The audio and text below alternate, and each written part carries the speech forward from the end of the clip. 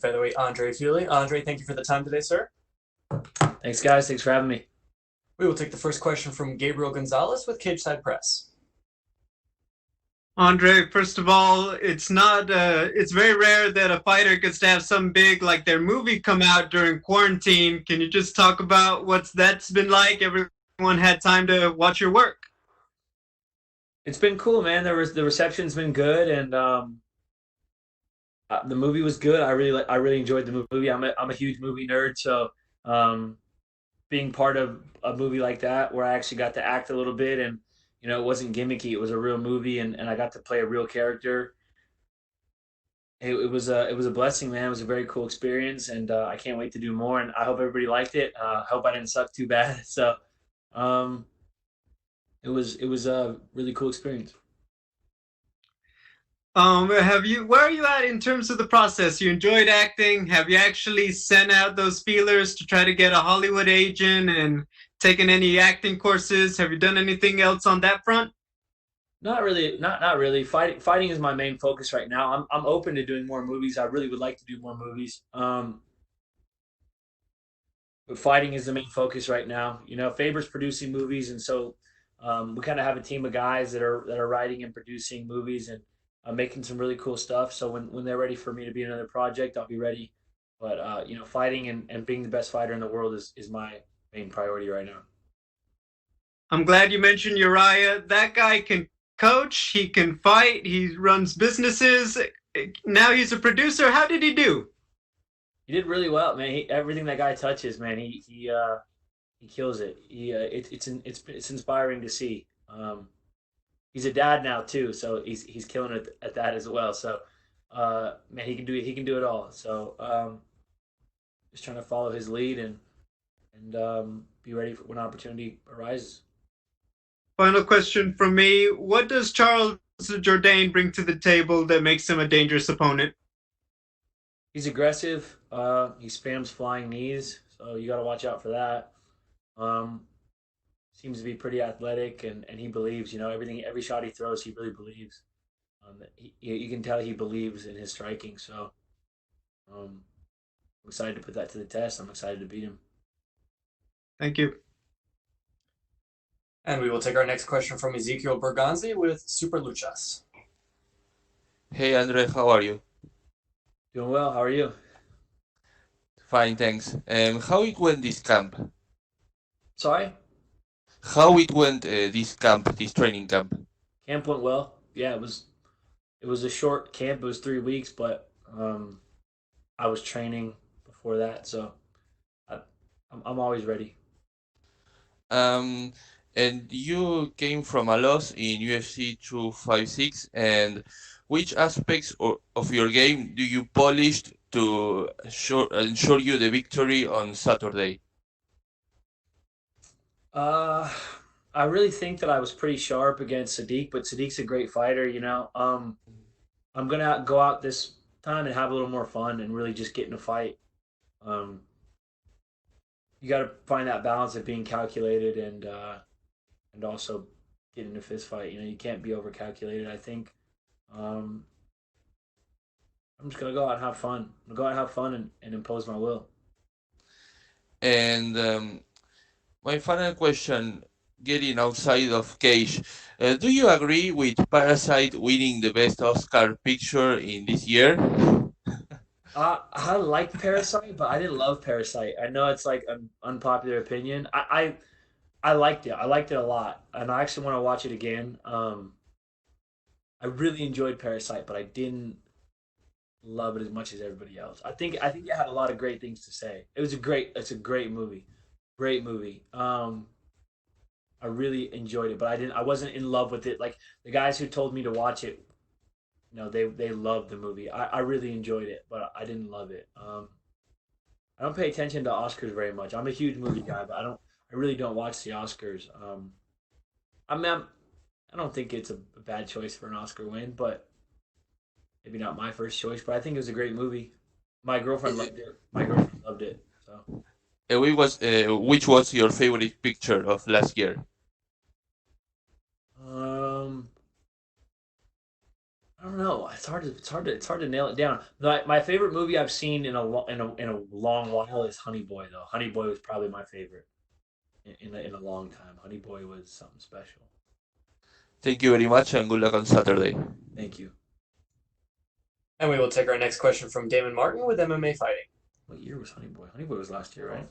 Yeah, that's what I thought. Andre, I appreciate you taking the time as always.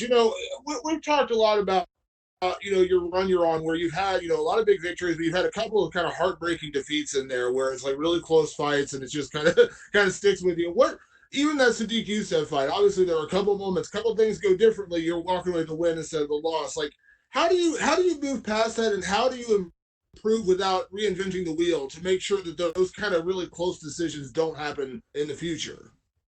I think you just do more of the same, man. I think I'm on the right track. There's been a few hiccups, like Sadiq's a great fighter. He's a good dude. I really like him, but I think that I won that fight.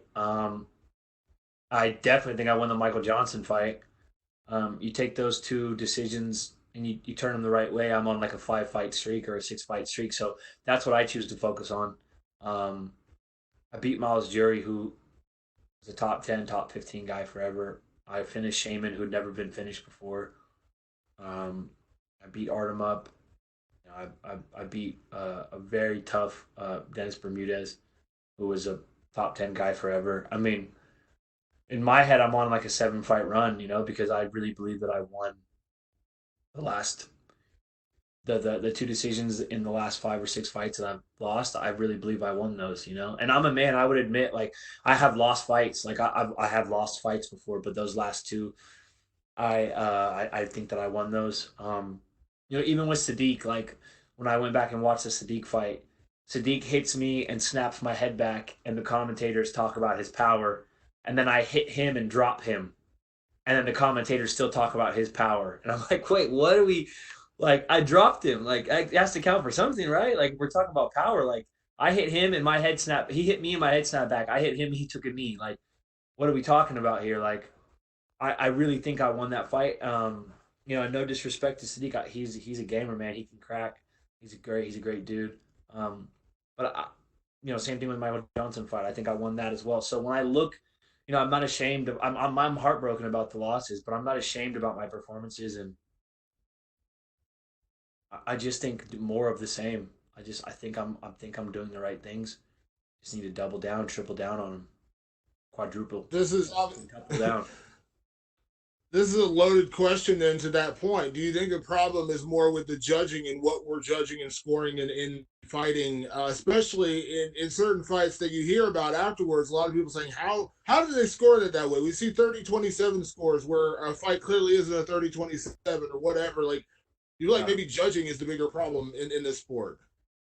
Yeah, I mean, I'm not here to place blame. Like, had I finished those fights, um, that we wouldn't leave it to the judges. But people don't really understand. Like, we're the best fighters in the world. Like, we're going to be pretty evenly matched. It's not always going to be a knockout. Like sometimes it will go to the judges, and having judges who are informed and know what they're looking at, or even at least have a more defined criteria, or a better a better criteria to score on, like a more agreed upon criteria, I think would be better. Holloway's idea had some pretty cool ideas about it. Even having a scorecard up, like where you hold people accountable, where it's like going into the second, the judges have to show who they have up for the first. That way going into the second. Like you never see a basketball game where it's like a surprise in the fourth quarter what the points are. Everyone knows what the points are going into each quarter, each minute of the game. We know what the points are. So I think it'd be better even a small step forward, even holding judges accountable going into the second. Like, let's see the scoring for the first. Let's see who's up. Let's see who's up 10-9. I don't know. I think there's a lot of good options to be weighed. The sport's so new, kind of.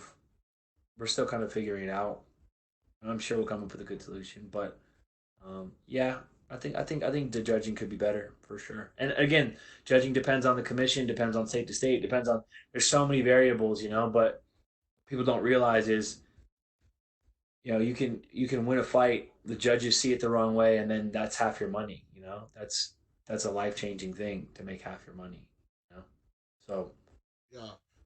I think a change in judging is necessary. Well, we've heard a lot of debate about that open scoring, what you're talking about with knowing the scores going into it. Even if it's a bad score, at least you know going into the third round. You have to get it finished. And the argument against it has been, well, if people know they're up 2 rounds or 4 rounds or whatever it may be, maybe they won't try to go out and finish. And the other argument is you'd rather know if it's a bad decision, at least you know going into that third round that there's Right. been 2 bad scores against you. Like, do you feel like that's the key? It's like at least you know. So if you have to go, all out to try to get it finished, at least you know going into that third round. I think it's a step in the right direction. I think it's kind of dumb to say that if someone was up 2 rounds, they would coast. Like that happens anyways. Like we've all seen someone be up 2 rounds and coast the third round, and it's not necessarily the worst idea. But I mean, it's not like we don't see it now, even though there's no scorecard. If someone's up 2 rounds clearly in their head and they think they're up 2 rounds, they coast the third. We see that already. We also see. I mean, yeah, I don't know. You're also locked in a cage with another guy who now he knows he's down 2 rounds. So I don't know. There's not. You can only coast so much in a fight. It's not. We're not fucking playing golf. Like we're not playing a non-contact sport. Like you're locked in a cage with another guy. You can only coast so much. So I don't really think that showing the scorecard would be that big of a deal. Awesome. Thanks, Andre. Thank you, Andre. That is all the questions we had for you, sir. You are good to go. Thank you.